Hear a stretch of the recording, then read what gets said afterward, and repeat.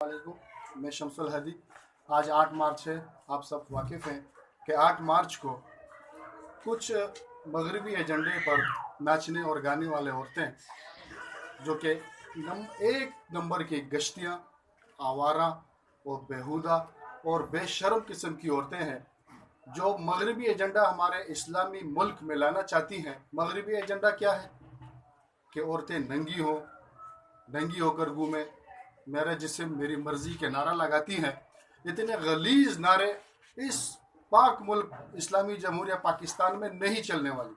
मैं अपने उन माओ बहनों बेटियों से ये अर्ज करता हूँ कि खुदारा इन मगरबी एजेंडों पर नाचने वाली औरतों की बातों में बिल्कुल भी ना आए। ये आपको औरत के हुकूक के नाम पर धोखा दे रही है, ये आपको धोखे में डालना चाह रही है। लिहाजा आप मुतात रहें ऐसी औरतों से। इस्लाम ने ऐसा कौन सा हक है कि जो इस्लाम ने औरतों को नहीं दिया?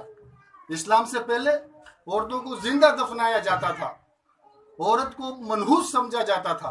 जिस घर में औरत पैदा होती थी वहाँ मातम होता था कि एक मनहूसियत चीज़ हमारे घर में पैदा हो गई है। इस्लाम ने औरत को वो हुकूक दिए कि जो किसी मजहब ने आज तक औरत को नहीं दिए।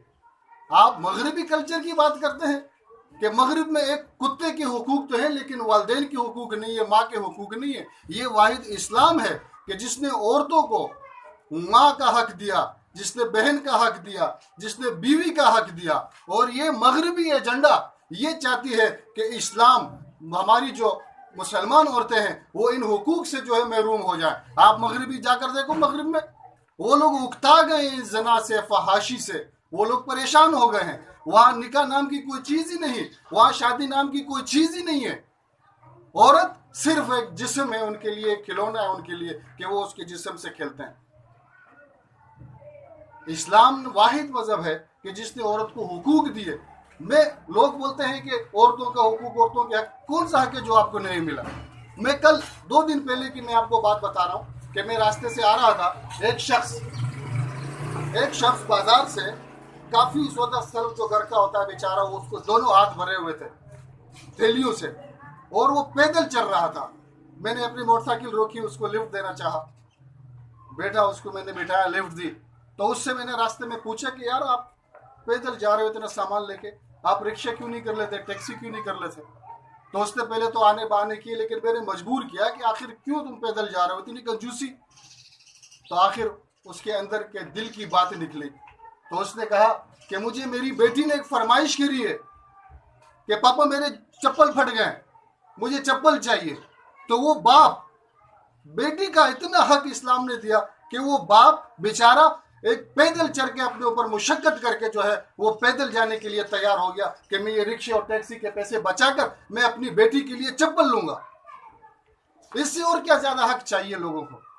इन औरतों को और क्या हक चाहिए? ये हक वो कुछ नहीं है। ये सिर्फ आपको दीन से हटाना चाहती हैं, इस्लाम से हटाना चाहती हैं, आपके जिस्म को खिलौना बनाकर मगरबी मीडिया के सामने पेश करना चाहते हैं। मैं इन गश्तियाँ, इन बेहया, इन बेपर्दा औरतों से मैं ये कहना चाहूँगा कि हमारी मुसलमान औरतें जो हैं वो इस्लाम की शहजादियाँ हैं और वो अपने शोहर के साथ, अपने खावन के साथ वो महफूज हैं। खावन उनके लिए ढाल है, उनके लिए हिफाजत है। भाई का रूप जो है, भाई अपनी बहनों के लिए जो है उसकी हिफाजत का ढाल है।